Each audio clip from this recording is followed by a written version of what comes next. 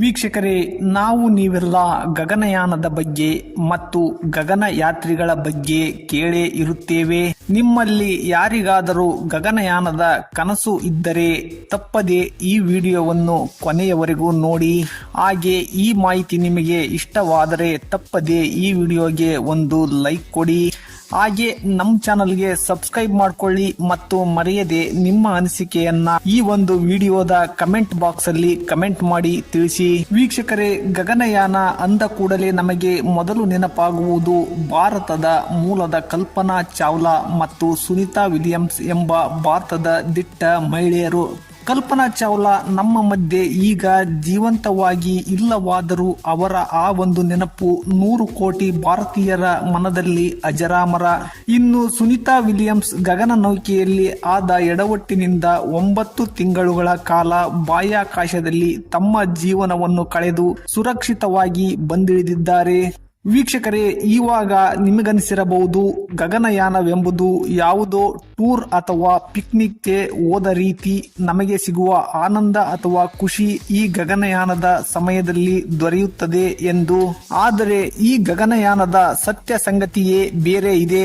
ನೀವು ಈ ವಿಡಿಯೋವನ್ನ ಪೂರ್ತಿಯಾಗಿ ನೋಡಿ ಮುಗಿಸುವುದರೊಳಗೆ ಆ ಗಗನಯಾನದ ಸತ್ಯ ಸಂಗತಿ ನಿಮಗೂ ಕೂಡ ತಿಳಿಯುತ್ತದೆ. ವೀಕ್ಷಕರೇ, ನಾವು ನೀವು ತಿಳಿದುಕೊಂಡಂತೆ ಗಗನಯಾನವೆಂಬುದು ಸುಲಭದ ಮಾತಲ್ಲ. ಅದರಲ್ಲೂ ಗಗನಯಾತ್ರಿಯಾಗುವುದು ನಾವು ನೀವು ಅಂದುಕೊಂಡಂತೆ ಸುಲಭದ ವಿಷಯ ಅಲ್ಲವೇ ಅಲ್ಲ. ವೀಕ್ಷಕರೇ, ಗಗನಯಾತ್ರಿಗಳಿಗೆ ಆ ಒಂದು ಗಗನ ನೌಕೆಯನ್ನು ನಿಭಾಯಿಸುವುದೇನೋ ತುಂಬಾ ಸುಲಭದ ವಿಷಯ ಅಂದುಕೊಳ್ಳೋಣ. ಆದರೆ ಅಂತರಿಕ್ಷದಲ್ಲಿ ಗಗನಯಾತ್ರಿಗಳ ಜೀವನ ತುಂಬಾ ಕಷ್ಟಕರವಾಗಿರುತ್ತದೆ. ಈ ಭೂಮಿಯ ಮೇಲೆ ನಾವು ಮಾಡಿ ಮುಗಿಸುವ ಸುಲಭವಾದ ಕೆಲಸಗಳು ಕೂಡ ಬಾಹ್ಯಾಕಾಶದಲ್ಲಿ ತುಂಬಾ ಕಷ್ಟದ ಕೆಲಸಗಳಾಗಿ ಮಾರ್ಪಡುತ್ತವೆ. ವೀಕ್ಷಕರೇ, ಗಗನ ನೌಕೆ ಭೂಮಿಯನ್ನು ಬಿಟ್ಟು ಬಾಹ್ಯಾಕಾಶದ ಕಡೆ ಸಾಗಿದ ನಂತರ ಇಲ್ಲಿ ನಾವು ಮಾಡುವ ಸುಲಭದ ಕೆಲಸಗಳೆಲ್ಲ ಕಷ್ಟದ ಕೆಲಸಗಳಾಗಿ ಮಾರ್ಪಡುತ್ತವೆ.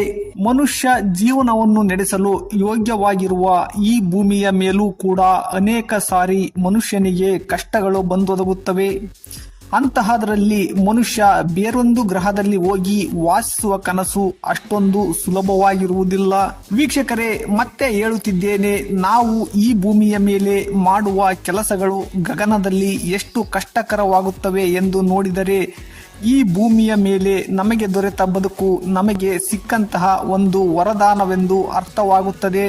ವೀಕ್ಷಕರೇ, ಮೊದಲು ನಾವು ಸ್ಪೇಸ್ ಸ್ಟೇಷನ್ ನಲ್ಲಿ ನಿದ್ರಿಸುವುದು ಎಷ್ಟು ಕಷ್ಟ ಅಂತ ನೋಡುವುದಾದರೆ, ವೀಕ್ಷಕರೇ, ನಾವು ಭೂಮಿಯ ಮೇಲೆ ಮಲಗಿದ್ದರೆ ನಮಗೆ ಹೇಗೆ ಆರಾಮವೆನಿಸುತ್ತೋ ಹಾಗೆ, ಅಂದರೆ ಬಲದಿಂದ ಎಡಕ್ಕೆ ಎಡದಿಂದ ಬಲಕ್ಕೆ ತಿರುಗಿ ನಮಗೆ ಹೇಗೆ ಆರಾಮವೆನಿಸುತ್ತೋ ಹಾಗೆ ಮಲಗುತ್ತೇವೆ. ಅಷ್ಟರ ಮೇಲೂ ನಿದ್ರೆ ಮಾಡಲು ಹಾಸಿಗೆ ಮಂಚದಂತಹ ಉಪಕರಣಗಳನ್ನು ಬಳಸುತ್ತೇವೆ. ಆದರೆ ಗಗನದಲ್ಲಿ ನಾವು ಅತ್ತಿಂದಿತ್ತ ತಿರುಗಿ ನಮಗೆ ಆರಾಮವೆನಿಸುವ ರೀತಿ ಮಲಗಲು ನೆಲಗೋಡೆ ಏನೊಂದು ಇರುವುದಿಲ್ಲ.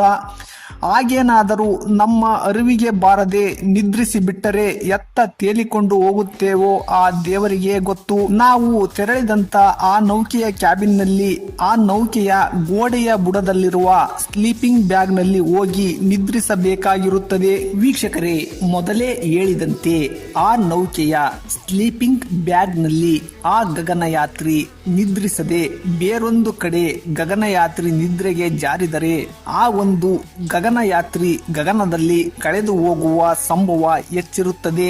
ಇನ್ನು ಎರಡನೆಯದಾಗಿ ಗಗನಯಾನಿಗಳ ಊಟದ ವಿಷಯದ ಬಗ್ಗೆ ನೋಡುವುದಾದರೆ, ನೀವು ಬೆಳಗ್ಗೆ ಅಥವಾ ಸಾಯಂಕಾಲ ಟೀ ಜೊತೆ ಬ್ರೆಡ್ ಅಥವಾ ಬನ್ ತಿನ್ನುವ ಅಭ್ಯಾಸವುಳ್ಳವರಾಗಿದ್ದರೆ ಆ ನಿಮ್ಮ ಅಭ್ಯಾಸಕ್ಕೆ ಗಗನಯಾನ ಕನಸು ಹೊಂದಿರುವವರು ತಿಲಾಂಜಲಿ ಇಡಲೇಬೇಕು. ಏಕೆಂದರೆ ಗಗನಯಾನಿಗಳು ಬ್ರೆಡ್ ಮತ್ತು ಬನ್ಗಳನ್ನು ತಮ್ಮ ಜೊತೆ ಗಗನಯಾನಕ್ಕೆ ಕೊಂಡೊಯ್ಯಲು ಅನುಮತಿಯಿಲ್ಲ. ಏಕೆಂದರೆ ಅದರ ಚೂರುಗಳು ಎಲ್ಲೆಡೆ, ಅಂದರೆ ಆ ನೌಕೆಯ ತುಂಬಾ ಹರಡಿಕೊಳ್ಳುವ ಸಂಭವವಿರುತ್ತದೆ. ಹಾಗಾದರೆ ಬೇರೆ ಆಹಾರಗಳನ್ನು ಒಯ್ಯಬಹುದೇ ಎಂದು ನೋಡುವುದಾದರೆ, ವೀಕ್ಷಕರೇ, ಬೇರೆ ಆಹಾರವನ್ನು ನಾವು ಮಕ್ಕಳನ್ನು ಸ್ಕೂಲಿಗೆ ಕಳಿಸಬೇಕಾದರೆ ಅಥವಾ ನಾವು ಆಫೀಸಿಗೆ ಹೋಗುವಾಗ ಟಿಫನ್ ಕ್ಯಾರಿಯರಿಗೆ ಆಹಾರವನ್ನು ಹಾಕಿಕೊಂಡು ಹೋಗುತ್ತೇವಲ್ಲವಾ, ಹಾಗೆ ಗಗನಯಾನದ ಸಮಯದಲ್ಲಿ ನಮಗಿಷ್ಟವಾದ ಆಹಾರವನ್ನು ಹಾಳಾಗದ ರೀತಿ ಸೇಕರಿಸಿ ಕೊಂಡೊಯ್ಯಬಹುದೇ ಎಂದು ನೋಡುವುದಾದರೆ ವೀಕ್ಷಕರೇ, ವಿಶೇಷವಾಗಿ ಪ್ಯಾಕ್ ಮಾಡಲಾದ ಟಾರ್ಟಿಲಾ ಎನ್ನುವ ಚಪಾತಿಯ ತರಹ ಇರುವ ಒಂದು ಬಗೆಯ ತಿಂಡಿಯನ್ನು ಬಿಟ್ಟು ಬೇರೆ ಏನನ್ನೂ ತೆಗೆದುಕೊಂಡು ಹೋಗಲು ಅವಕಾಶವಿರುವುದಿಲ್ಲ. ಇನ್ನು ಮೂರನೆಯದಾಗಿ ಗಗನಯಾತ್ರಿಗಳು ಹಲ್ಲುಜ್ಜುವುದು ಹೇಗೆ ಎಂದು ನೋಡುವುದಾದರೆ ವೀಕ್ಷಕರೇ, ಗಗನಯಾತ್ರಿಗಳು ಬ್ರಷ್ ಮಾಡಿದ ನಂತರ ಬಾಯಲ್ಲಿ ಇರುವ ಆ ಪೇಸ್ಟ್ ಅನ್ನು ಉಗುಳದೆ ನುಂಗಬೇಕಾಗುತ್ತದೆ. ಹಲ್ಲುಜ್ಜಿದ ನಂತರ ಅವರೇನಾದರೂ ಆ ಬಾಯಲ್ಲಿರುವ ಪೇಸ್ಟ್ ಅನ್ನು ಉಗುಳಿದರೆ ಅದು ವಾತಾವರಣದಲ್ಲಿ ಹರಡಿಕೊಂಡು ಬಿಡುತ್ತದೆ. ಹಾಗಾಗಿ ಅವರು ಹಲ್ಲುಜ್ಜಿದ ನಂತರ ಬಾಯಲ್ಲಿರುವ ಆ ಪೇಸ್ಟ್ ಅನ್ನು ನುಂಗುವುದು ಅನಿವಾರ್ಯ. ಇನ್ನು ಆ ಪೇಸ್ಟ್ ನಲ್ಲಿರುವ ಫ್ಲೋರೈಡ್ ನಿಂದ ದೇಹಕ್ಕೆ ಹಾನಿಯಾಗುವುದಿಲ್ಲವೇ ಎಂಬ ಪ್ರಶ್ನೆ ನಿಮಗೆ ಬಂದಿದ್ದರೆ, ಇಲ್ಲ ವೀಕ್ಷಕರೇ, ಸ್ವಲ್ಪ ಪ್ರಮಾಣದ ಫ್ಲೋರೈಡ್ ದೇಹಕ್ಕೆ ಸೇರಿದರೆ ಖಂಡಿತ ದೇಹಕ್ಕೆ ಹಾನಿಯಾಗುವುದಿಲ್ಲ. ಇಲ್ಲಿ ಸ್ವಚ್ಛತೆಯ ಕಾರಣದಿಂದ ಬಳಸಿದ ಆ ಪೇಸ್ಟ್ ಅನ್ನು ನುಂಗುವುದು ಅನಿವಾರ್ಯವಾಗಿರುತ್ತದೆ. ಇನ್ನು ಹಲ್ಲುಜ್ಜಿದ ನಂತರ ಬಾಯಲ್ಲಿರುವ ಆ ಪೇಸ್ಟ್ ಅನ್ನು ಪೂರ್ತಿ ನುಂಗಿ ನಂತರ ಬಾಯಲ್ಲಿ ನೀರನ್ನು ಹಾಕಿಕೊಂಡು ಬ್ರಷ್ ಮೇಲೆ ಉಗಿದು ಬ್ರಷ್ ಅನ್ನು ಸ್ವಚ್ಛಗೊಳಿಸಬೇಕಾಗಿರುತ್ತದೆ. ವೀಕ್ಷಕರೇ, ಇನ್ನು ನಾಲ್ಕನೆಯದಾಗಿ ನೋಡುವುದಾದರೆ ಬಾಹ್ಯಾಕಾಶದಲ್ಲಿ ನಮ್ಮ ಕೈಯನ್ನು ತೊಳೆಯಬೇಕೆಂದರೆ ಗಗನಯಾತ್ರಿಗಳು ಗಗನಯಾನಕ್ಕೆ ಹೊರಡುವ ಸಂದರ್ಭದಲ್ಲಿ ಸೋಪಿನ ನೀರನ್ನು ಒಂದು ಪೌಚ್ನೊಳಗೆ ತುಂಬಿಸಿ ಅದನ್ನು ಸರಿಯಾಗಿ ಪ್ಯಾಕ್ ಮಾಡಿಕೊಂಡು ತೆಗೆದುಕೊಂಡು ಹೋಗಿರುತ್ತಾರೆ. ಗಗನಯಾತ್ರಿಗಳಿಗೆ ಕೈ ತೊಳೆಯಬೇಕೆಂದೆನಿಸಿದಾಗ ಆ ಸೋಪಿನ ನೀರಿನ ಪ್ಯಾಕ್ನಲ್ಲಿ ಸ್ಟ್ರಾ ಹಾಕಿ ಸ್ವಲ್ಪ ಊದುತ್ತಾರೆ.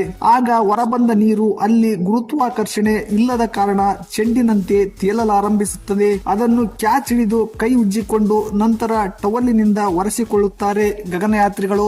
ಇನ್ನು ಐದನೆಯದಾಗಿ ಶೇವಿಂಗ್ ಮತ್ತು ಏರ್ ಕಟ್ ಬಗ್ಗೆ ನೋಡುವುದಾದರೆ ಬಾಹ್ಯಾಕಾಶದಲ್ಲಿ ಏರ್ ಕಟ್ ಮಾಡಿಕೊಳ್ಳುವುದು ಸಹ ಒಂದು ಸವಾಲಿನ ಸಂಗತಿಯೇ ಸರಿ. ಏಕೆಂದರೆ ಅಲ್ಲಿ ಗುರುತ್ವಾಕರ್ಷಣೆ ಇಲ್ಲದ ಕಾರಣ ನಾವು ಕಟ್ ಮಾಡಿದ ಕೂದಲು ನಮ್ಮ ಸುತ್ತಲೂ ಹಾರಾಡುತ್ತಿರುತ್ತದೆ. ಹಾಗಾಗಿ ಗಗನಯಾನಿಗಳು ತಮ್ಮ ಬಳಿ ವ್ಯಾಕ್ಯೂಮ್ ಅಟ್ಯಾಚ್ ಇರುವ ಏರ್ ಶೇವರ್ ಕೊಂಡೊಯ್ಯುತ್ತಾರೆ. ಆ ವ್ಯಾಕ್ಯೂಮ್ ಟ್ರಿಮ್ ಮಾಡಿದ ಕೂದಲನ್ನು ಒಳಗೆ ಸೆಳೆದು ಹಿಡಿದುಕೊಳ್ಳುತ್ತದೆ. ವೀಕ್ಷಕರೇ, ಇನ್ನು ಗಗನಯಾತ್ರಿಗಳೇನಾದರೂ ಹತ್ತರೆ ಕಣ್ಣಿನಿಂದ ಬರುವ ಆ ಕಣ್ಣೀರು ಕೆಳಗೆ ಬೀಳದೆ ಕಣ್ಣಿನ ಸುತ್ತ ತುಂಬಿಕೊಳ್ಳುತ್ತದೆ. ಅದನ್ನು ಬಟ್ಟೆಯಿಂದ ಅಥವಾ ಕೈಯಿಂದ ಒರೆಸಿಕೊಳ್ಳದ ಹೊರತು ಕಣ್ಣಿನ ಸುತ್ತ ಹರಡಿಕೊಂಡಿರುವ ಆ ಕಣ್ಣೀರು ಜಾರುವುದಿಲ್ಲ ಅಥವಾ ಖಾಲಿಯಾಗುವುದಿಲ್ಲ. ವೀಕ್ಷಕರೇ, ಇನ್ನು ಗಗನಯಾನಿಗಳು ಸ್ನಾನ ಮಾಡುವುದು ಹೇಗೆ ಎಂದು ನೋಡುವುದಾದರೆ ಸ್ಪೇಸ್ ಸ್ಟೇಷನ್ ನಲ್ಲಿ ಯಾವುದೇ ರೀತಿಯ ಹರಿವ ನೀರು ನಮಗೆ ಸಿಗುವುದಿಲ್ಲ. ಒಂದು ವೇಳೆ ನೀರು ಇದ್ದರೂ ನಿಮ್ಮ ಮನೆಯಲ್ಲಿ ಬಕೆಟ್ ಗಂಟಲೆ ನೀರನ್ನು ಒಯ್ದುಕೊಂಡು ಸ್ನಾನ ಮಾಡುವ ರೀತಿ ಅಲ್ಲಿ ಸ್ನಾನ ಮಾಡಲಾಗುವುದಿಲ್ಲ. ಏಕೆಂದರೆ ನೀವು ಮೈ ಮೇಲೆ ನೀರು ಒಯ್ದುಕೊಂಡರೆ ಆ ನೀರು ನಿಮ್ಮ ಮೈ ಮೇಲೆ ಬೀಳದೆ ನಿಮ್ಮ ಸುತ್ತ ತೇಲಲಾರಂಭಿಸುತ್ತದೆ. ಹಾಗಂತ ಸ್ನಾನ ಮಾಡದೇ ಇರಲು ಸಾಧ್ಯವಿಲ್ಲ ಅಂದುಕೊಳ್ಳೋಣ. ಹಾಗಾದರೆ ಬಾಹ್ಯಾಕಾಶದಲ್ಲಿ ಸ್ನಾನ ಮಾಡುವುದು ಹೇಗೆ ಎಂದು ನೋಡುವುದಾದರೆ ಗಗನಯಾತ್ರಿಗಳು ಮುಂಚೆಯೇ ಮಿಕ್ಸ್ ಆದ ಸೋಪ್ ವಾಟರ್ ಅನ್ನು ಬಟ್ಟೆಗೆ ಹಾಕಿಕೊಂಡು ಅದರಿಂದ ಮೈ ಒರೆಸಿಕೊಳ್ಳುತ್ತಾರೆ. ವೀಕ್ಷಕರೇ, ಇನ್ನು ಕೊನೆಯದಾಗಿ ಟಾಯ್ಲೆಟ್ ನ ಬಗ್ಗೆ ನೋಡುವುದಾದರೆ ಗಗನಯಾತ್ರಿಗಳಿಗೆ ಅವರು ಅಂತರಿಕ್ಷಕ್ಕೆ ಹಾರುವ ಮೊದಲು ಟಾಯ್ಲೆಟ್ ಬಗ್ಗೆ ತರಬೇತಿ ನೀಡಲಾಗಿರುತ್ತದೆ. ಅವರು ತೆರಳಿದ ಆ ನೌಕೆಯೊಳಗೆ ಬಹಿರ್ದಶೆಗಾಗಿ 2 ರೀತಿಯ ವಿಶೇಷ ವ್ಯಾಕ್ಯೂಮ್ ಟಾಯ್ಲೆಟ್ ವ್ಯವಸ್ಥೆ ಇರುತ್ತದೆ. ಟಾಯ್ಲೆಟ್ ಅನ್ನು ಅಲ್ಲಿರುವ ಸಣ್ಣ ಕಬೋರ್ಡ್ ಒಳಗೆ ಮಾಡಬೇಕು, ಮೂತ್ರವನ್ನು ಅಲ್ಲಿರುವ ಟ್ಯೂಬ್ ನಲ್ಲಿ ಮಾಡಬೇಕು. ಇವೆರಡರಲ್ಲೂ ವ್ಯಾಕ್ಯೂಮ್ ವ್ಯವಸ್ಥೆ ಇರುವುದರಿಂದ ಅದು ಎಲ್ಲವನ್ನು ವೇಗವಾಗಿ ಒಳಗೆ ಎಳೆದುಕೊಳ್ಳುತ್ತದೆ. ವೀಕ್ಷಕರೇ, ಇದಾಗಿತ್ತು ಗಗನಯಾನಿಗಳು ಬಾಹ್ಯಾಕಾಶದಲ್ಲಿ ಎದುರಿಸಬೇಕಾದ ಸವಾಲುಗಳ ಬಗೆಗಿನ ಒಂದು ಚಿಕ್ಕ ಮಾಹಿತಿ. ಈ ವಿಡಿಯೋ ನಿಮಗೆ ಇಷ್ಟ ಆಯ್ತು ಅಂತ ತಿಳ್ಕೊಂತೀನಿ. ಇಷ್ಟ ಆದರೆ ತಪ್ಪದೆ ಈ ವಿಡಿಯೋಗೆ ಒಂದು ಲೈಕ್ ಕೊಡಿ, ನಮ್ಮ ಚಾನಲ್ಗೆ ಸಬ್ಸ್ಕ್ರೈಬ್ ಆಗೋದನ್ನು ಮರೆಯಬೇಡಿ ಮತ್ತು ಈ ವಿಡಿಯೋದ ಬಗೆಗಿನ ನಿಮ್ಮ ಅನಿಸಿಕೆಯನ್ನು ಕಮೆಂಟ್ ಬಾಕ್ಸಲ್ಲಿ ಕಮೆಂಟ್ ಮಾಡಿ ತಿಳಿಸಿ.